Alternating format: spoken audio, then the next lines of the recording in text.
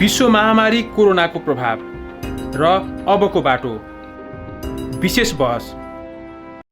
नमस्कार दर्शकबिन, कोभिड-19 को प्रभाव र यसपछि चाल्नुपर्ने कदमका बारेमा हामीले विभिन्न क्षेत्रका सरोकारवालासँग नियमित संवाद गर्दै आइरहेका छौँ र जिल्लाका विभिन्न स्थानीय तहहरूले कोभिड-19 को सङ्कटसँग जुझ्नका लागि आफ्नै तहबाट प्रयासहरू गरिरहेका छन् र लकडाउनको समय चलिरहेको बेलामा पनि सरकारले भारतीय सीमा क्षेत्रबाट आफ्ना नागरिकलाई क्रमैसँग आउन अनुमति दिएसँगै अहिले तनहुँका दक्षिणी क्षेत्रका स्थानीय तहमा फर्केर आउने नेपालीको सङ्ख्या बढिरहेको छ। यस्तो अवस्थामा ती तहहरूले फर्केर आउने नागरिकको व्यवस्थापन कसरी गरिरहेका छन् र सँगै आगामी दिनमा कोभिडसँगको सङ्कट जुझ्नका लागि कस्तो प्रयास गरिरहेका छन्, आज हामी यसैको सेरोफेरोमा चर्चा गर्दैछौँ। हामीसँग आज कुराकानीका लागि उपस्थित हुनुहुन्छ घिरिङ गाउँपालिकाका अध्यक्ष रणबहादुर राणा। यहाँलाई स्वागत छ। हजुर सर, धन्यवाद, नमस्कार। म रणबहादुर राणा, घिरिङ गाउँपालिका अध्यक्ष। जस्तो तपाईँ अहिले कतिको व्यस्त हुनुहुन्छ? म अहिले साँच्चै के भन्दाखेरि म पहिला स्थानीय तहको अध्यक्षको रूपमा रहँदा 60% चाहिँ बिजी हुन्थेँ। मैले चाहिँ 100मा चाहिँ 60% चाहिँ टाइम दिन्थेँ भने अहिले मैले 90-95% सुत्दाको बेला बाहेक राति 12 बजे पनि फोन आउने गर्छ। म चाहिँ साँच्चै हामीलाई बिदा छैन, फुर्सद छैन। अब अहिले चाहिँ गाउँपालिका र चाहिँ यो अहिलेको चाहिँ विश्व महामारीको रूपमा आएको यो चाहिँ कोरोना भाइरस कोभिड-19बाट हाम्रो जनताहरूलाई कसरी चाहिँ बचाउने र अनि चाहिँ अब अहिले चाहिँ हामी कसरी बच्ने, अरूलाई कसरी बचाउने र अहिले चाहिँ सामाजिक र भौतिक दूरी चाहिँ कायम गरेर जनताहरूको चाहिँ एउटा चाहना अनुसार नेपाल सरकारको सङ्घीय सरकारको नियमअनुसार हामी केही आर्थिक गतिविधि योजनाहरू पनि गर्दै हामी चाहिँ यो बेला चाहिँ धेरै बिजी छौँ। धेरै फोन राति 12 बजेसम्म चाहिँ के भनेर फोन आउँछ?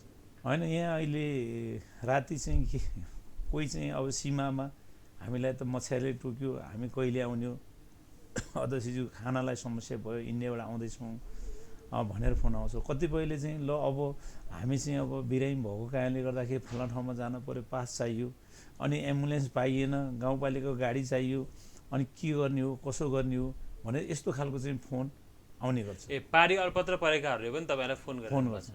अहिलेसम्म तपाईँहरूले चाहिँ उद्धार गरेर लिएर आउनुभएको यो नागरिकको सङ्ख्या चाहिँ कति छ?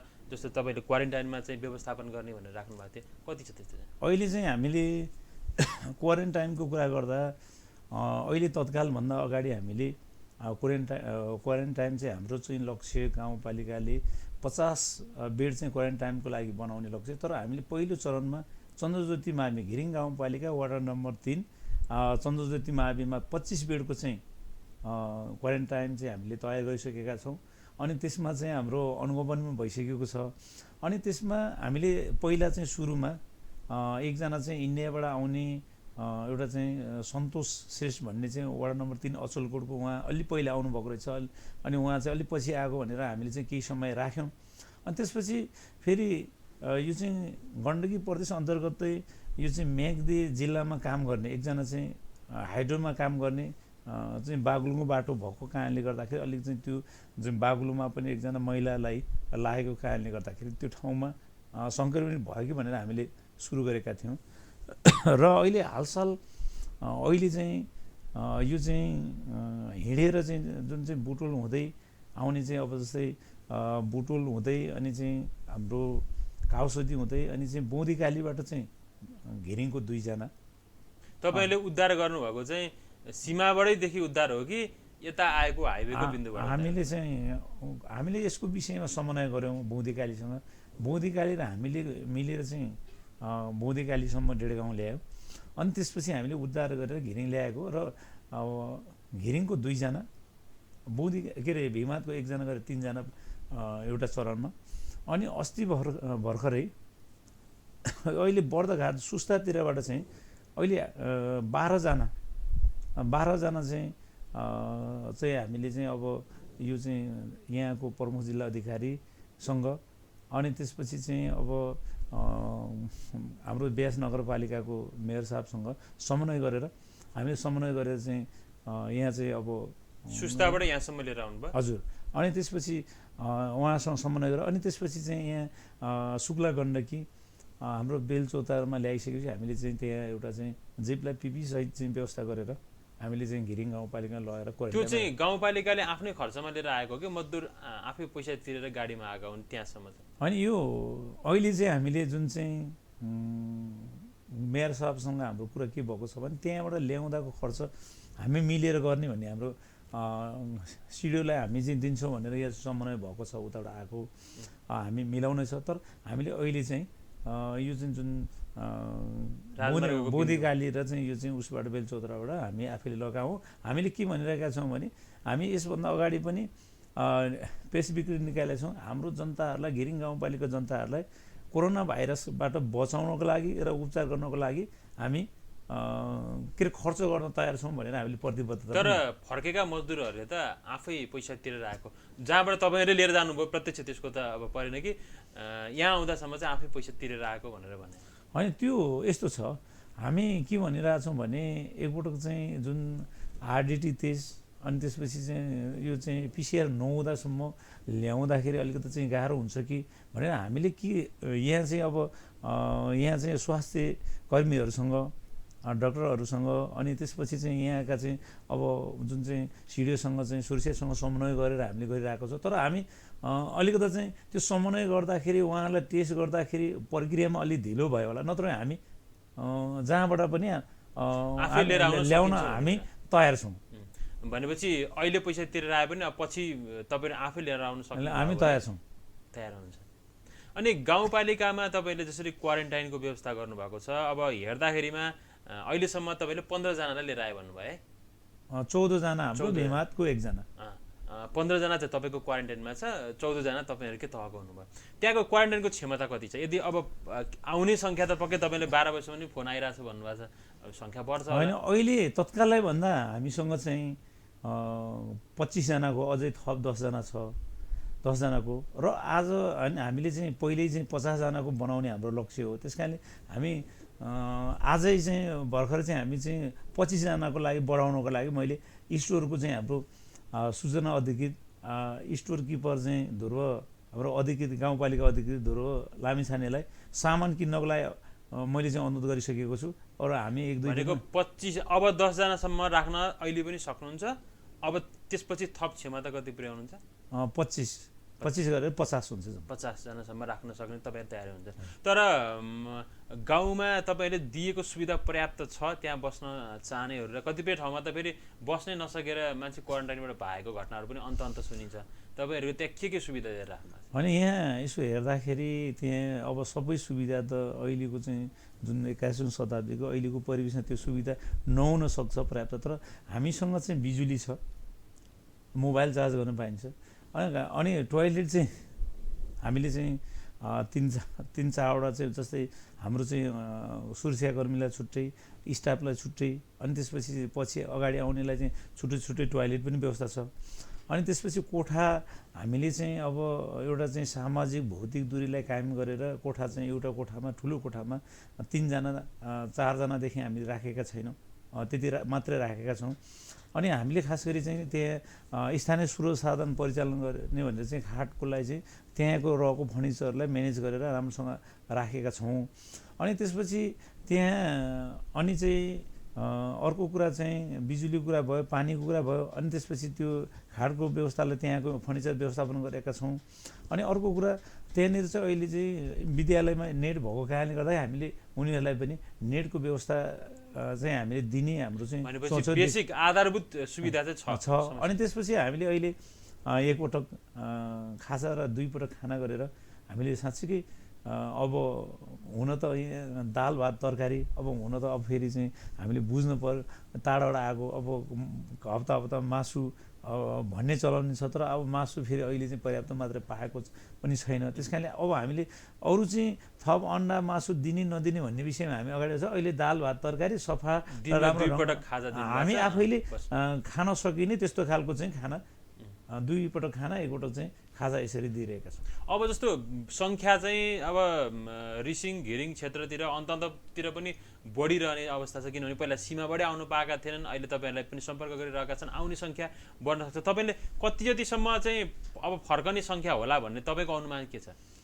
होइन, यसो मैले यहाँ चाहिँ वडागत रूपमा खैरेनीको यो चाहिँ जुन आर्मी क्याम्पबाट चाहिँ तपाईँ घिरिङमा आउने विदेशमा रहने इन्डियादेखि अरू विदेशमा रहने मान्छेहरूको सङ्ख्या कतिजना छन् भनेर चाहिँ यो चाहिँ अहिले चाहिँ जुन तथ्याङ्क लिने काम भएको छ। र हाम्रो चाहिँ यो सब मैले सरलाई भने यो चाहिँ अब लकडाउन अब हुने भयो भनेपछि त्योभन्दा अगाडि हाम्रो इन्डिया र विदेशबाट आउने 66 जना चाहिँ पहिला आइसके, 66 जना आइसके। र मैले एउटा वार्ड नम्बर 3 को तथ्याङ्क हेर्दा 145 जना, एउटा वार्डमा 145 जना के अरे चाहिँ अब विदेशबाट इन्डियादेखि विदेशमा आउने भएको कारणले गर्दाखेरि अब चाहिँ लगभग करिब चाहिँ हाम्रो चाहिँ विदेशमाबाट आयो भने 1000 जना जति आउन सक्छन् होला भन्ने चाहिँ मैले अनुमान हो। त्यसो भएपछि त अहिले तपाईँको 25 जनालाई क्षमता छ, फेरि 25-50 जनासम्मलाई तपाईँले क्षमता गर्नुहुन्छ, बाँकी अरूलाई कसरी व्यवस्था? होइन, हामीले यस्तो छ, अब यो चाहिँ 25 अब 50-50 गर्दा अब 1000 भयो भने 20 चोटि अब सबै एकैचोटि आउनुहुन्न, अनि ठाउँ ठाउँमा बसेर आउनुहुन्छ। तर हामीले के भनेका छौँ भने अहिले चन्द्रज्योति माविमा क्वारेन्टाइन छ, हामीले चाहिँ अब एउटा चाहिँ स्वास्थ्यको र अनि त्यसपछि सुरक्षाको व्यवस्था हुने हो भने हामीले फेरि सबैलाई एउटा सहज हुने ढङ्गले वार्ड नम्बर 5 कामोध्यानुङमा माविमा र चाहिँ वार्ड नम्बर 1 पुट्टार कृष्ण माविमा चाहिँ हामी सञ्चालन गर्न सक्ने भन्ने त्यस्तो खालको आधार चाहिँ हामी तयार गर्दैछौँ।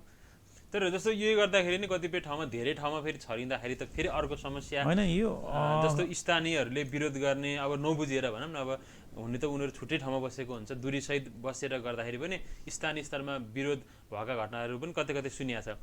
व्यवस्थापन गर्न फेरि गाह्रो हुन्छ कि होइन? अहिले म भर्खरै आज चाहिँ यो जिल्ला विपद व्यवस्थापन मिटिङमा गएर आएको र अहिले खास गरी राख्दाखेरि सकेसम्म यो चाहिँ कोरोना भाइरस कोभिड-19 जताततै छरपसर नहोस्, एउटा चाहिँ सुरक्षाको हिसाबले अनि त्यसपछि चाहिँ स्वास्थ्यको हिसाबले मेडिकलको हिसाबले चाहिँ राम्रो होस् भनेर चाहिँ अहिले रिसिङ र घिरिङलाई चाहिँ यहाँ चाहिँ ब्याससँग जोडिएको कारणले गर्दा केही चाहिँ सम्भव भएसम्म ब्यासले चाहिँ सहयोग गर्ने, अनि घिरिङलाई चाहिँ भिमादले सहयोग गर्ने भनेको छ। र हामी त अलरेडी तयार गरेका छौँ, अहिले भिमादको पनि राखिरहेछौँ। र हामीले यहाँ पनि हामी मिटिङमा भन्यौँ कि हामी वास्तवमा हाम्रो चाहिँ घिरिङका चाहिँ अब विदेशबाट आउनेहरूलाई अरू पालिकामा राख्न चाहँदैन, तर हामीलाई सुरक्षा चाहियो र स्वास्थ्य चाहियो।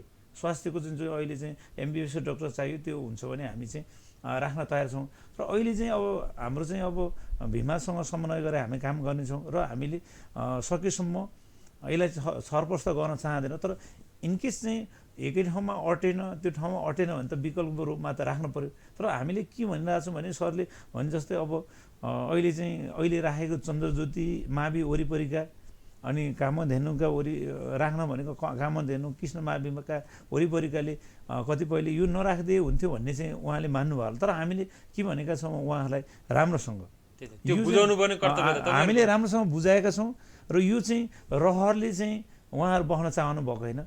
यो चाहिँ टाढाको मान्छे होइन, नेपाली नागरिक तपाईँहरूको भाइ छोरा हो, त्यस कारणले उहाँहरूलाई रोग लागेको होइन, उहाँलाई चाहिँ एउटा परीक्षण गर्न राखेको। हामीले यसलाई पोजिटिभली सहयोग गर्नुपर्छ। यदि हामीले चाहिँ यसरी हाम्रै भाइ छोरालाई घिरिङवासीलाई अथवा नेपाली नागरिकलाई यहाँ राखेनौँ भने विदेशीले त राखिरहेछ, हामीले किन नराख्ने? यो हाम्रो कर्तव्य हो। कहिले कहिले हामीले तपाईँले कन्भिन्स गराउनु अनि हामीले एङ्गल यदि चाहिँ उहाँहरूकै छोरा विदेशबाट आउँदै गर्दा उहाँहरूको भाइ छोरालाई गाउँमा स्कुलमा अनि क्वारेन्टाइनमा बस्न नपाउने भयो भने के अनुभूति हुन्छ?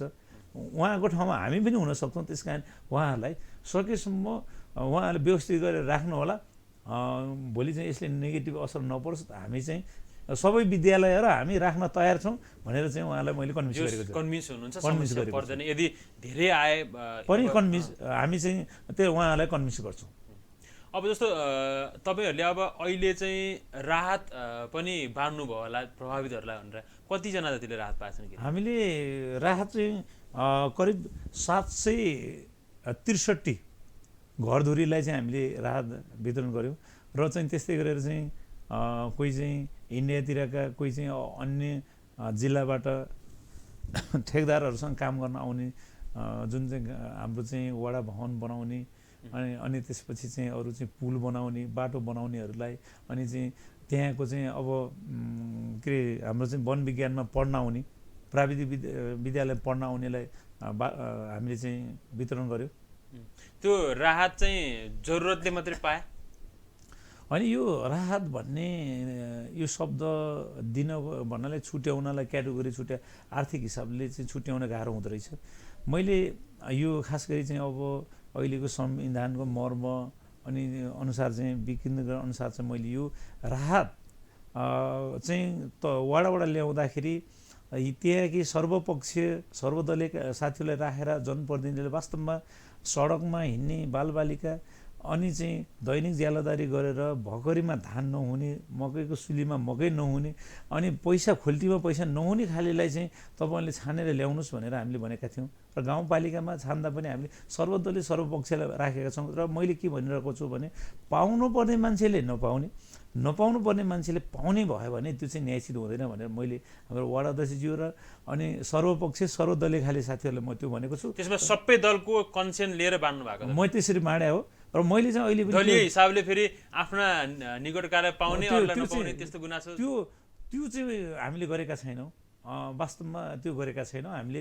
अझै ठिक छ, मैले के भनेको छु भने साँच्चीकै उसले खोल्टीमा पैसा नभएको कारणले गर्दाखेरि अनि घरमा चाहिँ अन्न पानी नभएको कारणले खाना पाइएन भनेर चाहिँ वडाले सिफारिस गर्छ, त्यहाँका दल त्यहाँको एउटा भद्र भलाले चाहिँ नागरिक समाजले चाहिँ सिफारिस गर्छ भने अझै पनि जति बेला पनि राहतको ढोका चाहिँ हामी खुला राखेका छौँ। 2 चरणमा बाँडिसक्नुभयो, अब फेरि तेस्रो चरण आउँछ कि आउँदैन राहत वितरण?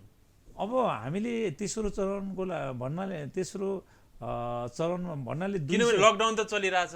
दोस्रो चरणमा भन्नाले छुटेकालाई दिएको, एउटालाई दुई पटक दुई पटक दिएको। अनि हामीले अहिले चाहिँ के भनेका छौँ भने अहिले चाहिँ आर्थिक गतिविधि जस्तै अब योजनाहरू पनि स्थानीय स्रोत साधन परिचालन गरेर यहाँ चाहिँ अहिले चाहिँ योजना काम सुरु भएको छ, उहाँले काम गर्न पाउनुभएको छ। अनि त्यसपछि चाहिँ अहिले चाहिँ मैले के यो मोडेल एउटा प्रस्तावको रूपमा ल्याएको छु। कतिपय चाहिँ के हुँदो रहेछ भने यो धनी पनि को सरकार पनि धनीको हो, गरिबको पनि हो। त्यस कारणले यो राहत भनेको सरकारले सबैले दामासाइले पाउनुपर्छ भन्ने कतिपय कन्सेप्ट रहेछ। तर मैले अहिले चाहिँ अब राहतको एउटा चाहिँ कन्सेप्ट के गरिरहेको छु भने सबैले जुन चाहिँ कतिपयले टन्न चाहिँ सुलियो मकै छ, धान नभएको कारणले कहिले कहिले त जाउलो त खान पऱ्यो नि हामीले पनि भन्ने त्यस्तो खालको सोच भएको मान्छे पनि देखियो। अनि उहाँ हाम्रो चाहिँ वडाका जनप्रतिनिधिहरूलाई अनि हाम्रा चाहिँ अब राजनीतिक दलका प्रतिनिधिलाई छुट्याउन गाह्रो। त्यस कारणले मैले के एउटा चाहिँ मोडेल के ल्याउन खोजेको छु भने अब प्रस्तावको रूपमा अब हामी चाहिँ एउटा चाहिँ कार्यपालिकाबाट निर्णय हुन्छ, गाउँसभाको साथीहरूसँग समन्वय हुन्छ। अब चाहिँ साँच्चै खान नपाएको मान्छे छ भने हामीले एउटा चाहिँ एउटा श्रमसँग साटेर अब कोही चाहिँ एउटा अपाङ्गता भएको व्यक्ति छ, अलिकति चाहिँ चल्नै नसक्ने छ भने उहाँलाई श्रम नगरे दिन सक्ने, नत्र भने त्यहाँ रहेका चाहिँ बाटाघाटा र नाली काट्ने अथवा पर्खाल लगाउने कामसँग साटेर काम लगाएर उहाँहरूलाई चाहिँ पारिश्रमिक रूपमा दिने ठिक होला जस्तो माने। नत्र भने यो चाहिँ फ्रीमा दिइरहने भने अब छुट्याउन गाह्रो भयो अनि फेरि पटो रहने भनेपछि अब त्यो नीतिमा तपाईहरु हामी चाहिँ अब यसलाई चाहिँ यसको विषयमा हामी चाहिँ सल्लाह एउटा चाहिँ यसको विषयमा सोच्दैछौँ र हामी निर्णय गर्दा यो मैले यसरी सोचिरहेको छु यसको विषयमा। जस्तो अहिले चाहिँ धेरै जसो ठाउँमा भारतबाट फर्कने र अरू देशबाट फर्किसकेका मान्छेहरू पनि तपाईकै तथ्याङ्कमा पनि 1000 जना जतिको आसपासमा फर्कन सक्छन् भनेर भन्नुभयो। ती व्यक्तिहरू कतिपय नफर्कने गरी फर्कन नसक्ने, किन यो अवस्थाले गर्दा कति समय त फर्कने वातावरण पनि नबन्न सक्छ। अनि ती गाउँमा फर्कने ती व्यक्तिहरूलाई व्यवस्थापन गर्ने विषयमा चाहिँ गाउँपालिकाले के सोचेको छ? अब खास गरी मैले आउँदै गर्दाखेरि तपाईहरु चाहिँ अब आउनुभयो, फेरि जाने गरेर आउनुभयो कि नजाने गरेर आउनुभयो भने मैले सोधेको छु र उहाँहरू वास्तवमा हामी रहरले गएको होइन, बाध्यताले गएको, साथीहरूको लहलमै गएको पनि भनियो कतिपय। त्यो अब चाहिँ उहाँहरू चाहिँ अब हामी विदेश जान नपरे हुन्थ्यो भन्ने छ। त्यसकारणले हामीले वास्तवमा उहाँहरूलाई एउटा अहिलेको चाहिँ जुन चाहिँ अब कृषि र पशुमा जस्तै उदाहरणको रूपमा अहिले चाहिँ धेरै बारीहरू खेतहरू चाहिँ बाँझो बसेको छ। अनि त्यसपछि त्यो बाँझो खेतबारीमा हामीले अहिले नयाँ ढङ्गले तरकारी खेती गर्न सकिने, अनि त्यसपछि बाख्रा पालन गर्न सकिने, अनि अरू चाहिँ विभिन्न चाहिँ सुन्तलादेखि लिएर धेरै कामहरू गर्न सकिने, अनि चाहिँ त्यस्तो खालको रहेको कारणले गर्दाखेरि अरू चाहिँ उद्योगहरू सञ्चालन गर्न सकिने भएको हुनाले उहाँहरूलाई अब हामीले अब अहिले बजेट पनि तपाईँहरू अब त बजेटको पनि तयारीमा लाग्नु भयो, नयाँ बजेटले त्यो कुरालाई सम्बोधन हजुर गर्छ। अहिले यसभन्दा अगाडि हामीले उदाहरणको रूपमा अहिले चाहिँ गत वर्ष भन्नाले अहिले चलिरहेको बजेटले पनि हामीले 50%मा, पहिला चाहिँ 40%मा भनेका थियौँ हामी जुन चाहिँ हाते ट्र्याक्टरहरू जुन धान झार्ने थ्रेसरहरू, तर अहिले अब कृषिमा जोड दिनुपर्छ भने हामीले 50%मा हामी चाहिँ जोतेर चाहिँ खेतीपाती उत्पादन गर्छौँ। धान झार्न मेसिन चाहियो भन्नेलाई चाहिँ अब अहिले जोसुकैलाई हामीले चाहिँ त्यो त्यस्तो खालको एउटा कार्यक्रम ल्याएका छौँ अहिले, पर्याप्त हुन्छ। अनि त्यसपछि चाहिँ अहिले चाहिँ हामीले के गरेका छौँ, अनि अहिले चाहिँ बिउको जुन चाहिँ धान बिउको लागि चाहिँ हामीले जुन चाहिँ अब तरकारीहरू चाहिँ अनुदान बिउ चाहिँ बाँड्ने कार्यक्रम, अनि त्यसपछि चाहिँ अहिले चाहिँ धानको बिउ चाहिँ दिने, अब मल चाहिँ अब एउटा चाहिँ सङ्घीय सरकार एउटा अनुदान दिएको हुनाले हामीले अनुदान गर्न दिन नमिल्दो रहेछ। त्यो रहेको कारणले गर्दाखेरि अब चाहिँ हामीले साँच्चीकै यहाँ अब खेतबारीमा काम गर्ने अथवा चाहिँ व्यवसाय गर्ने मान्छेहरूलाई साँच्चीकै अब आत्मनिर्भर हुनुपर्छ। अब अहिले चाहिँ मधेसबाट आउने धान चामलले मात्रै अथवा विदेशबाट ल्याउने धान चामल र तरकारीले मात्र निर्भर हुनु हुँदैन। यहीँ चाहिँ साँच्चीकै मेहनत गर्ने हो भने अब वर्षेनी चाहिँ अब यहाँ चाहिँ दिनौँ चाहिँ तरकारीहरू चाहिँ इन्डियाबाट अनि चाहिँ खसी मासुहरू त्यहाँबाट ल्याइरहेको हुनाले त्यो अब हामीले चाहिँ आफूलाई पुग्ने र चाहिँ यो गण्डकी प्रदेश तनहुँ जिल्लाले पुग्ने चाहिँ एउटा चाहिँ फलफुलदेखि लिएर भनेपछि अबको बजेट चाहिँ बाहिरबाट फर्किएका जो अब बेरोजगार बनेर बस्ने जनशक्तिप्रति लक्षित छ त। उहाँहरूलाई चाहिँ केन्द्रित गरेर हामीले चाहिँ नीति तथा कार्यक्रम ल्याएर बजेटिङ गर्ने हाम्रो सोच छ। त्यस उहाँहरूले प्राथमिकता पाउनुहुन्छ, फर्कनै पर्ने अवस्था चाहिँ आउँदैन। अब त्यसबाहेक जस्तो उहाँहरूलाई कृषिमा समेट्ने एउटा पार्ट भयो। अब यो लकडाउनले गर्दा धेरै हिसाबले धेरै क्षेत्र प्रभावित भएको भएर अब बजेटको ढाँचा पनि अरू पनि परिवर्तन हुन्छ होला नि। घिरिङले अब जस्तो कृषिकै कुरा गर्दा पनि कुन कुन चिजलाई प्राथमिकता छ, मुख्य प्राथमिकता के हो त घिरिङको? अब खास गरी चाहिँ घिरिङमा एउटा चाहिँ सबभन्दा मुख्य यहाँ चाहिँ तल्लो बेलमा चाहिँ कृषिमा धान खेती हुन्छ।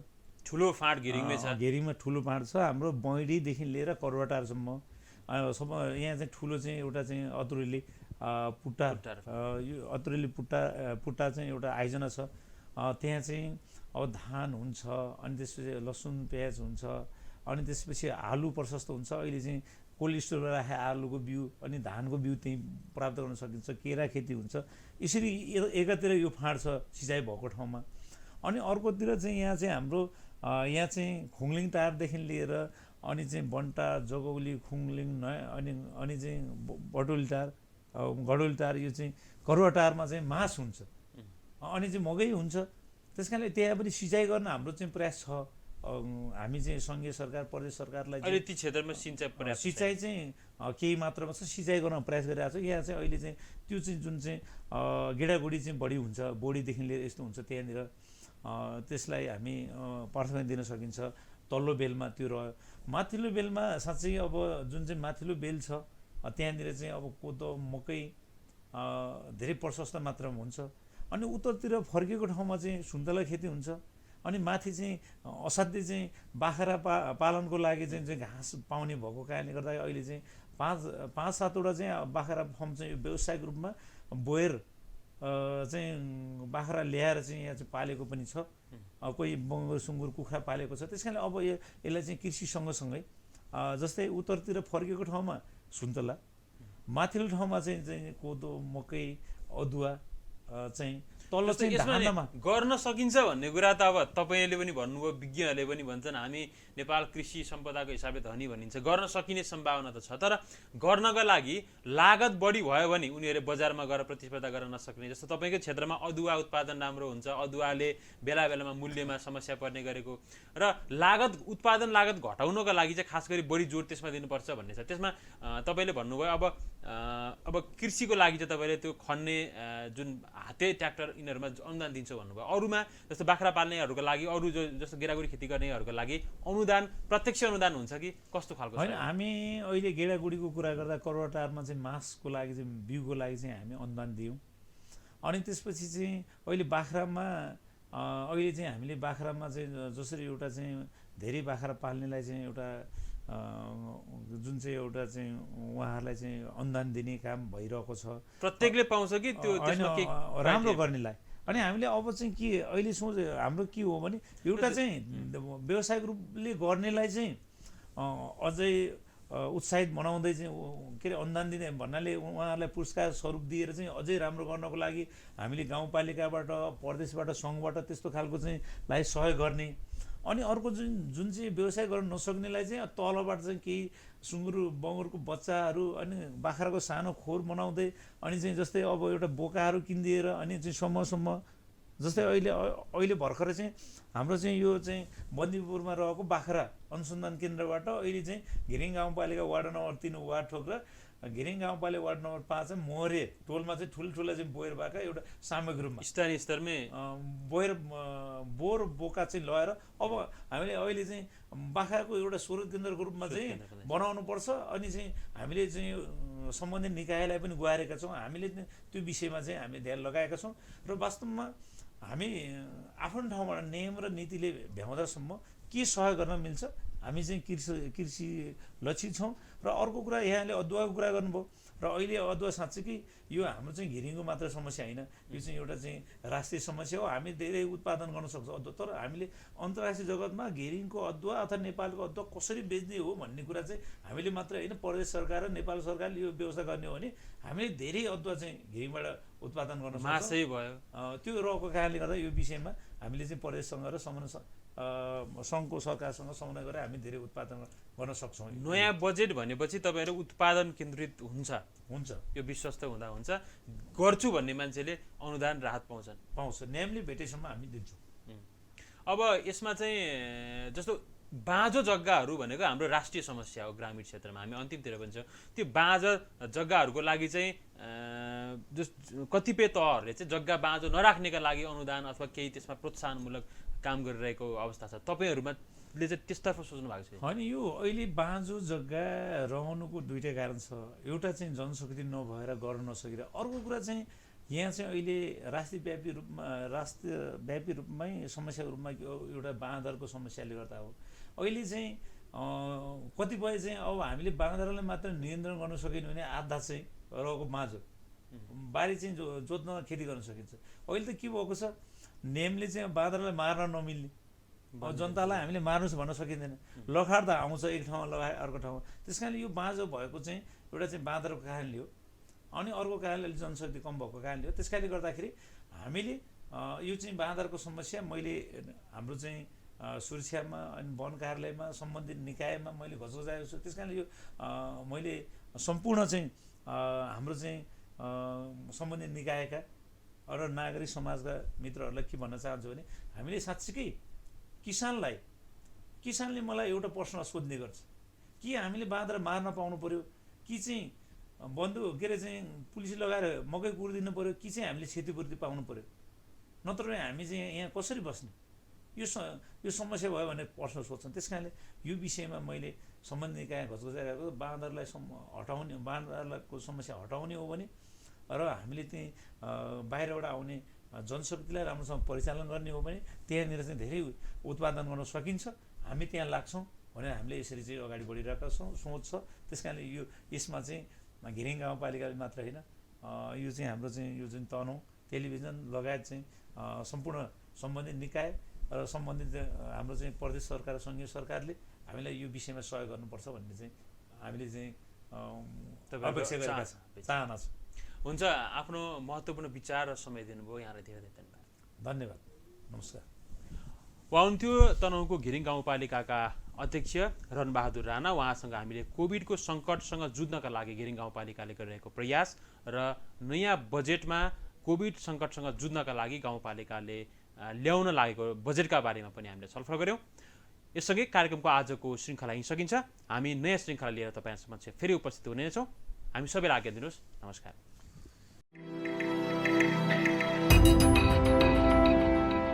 विश्व महामारी कोरोनाको प्रभाव र अबको बाटो विशेष बहस।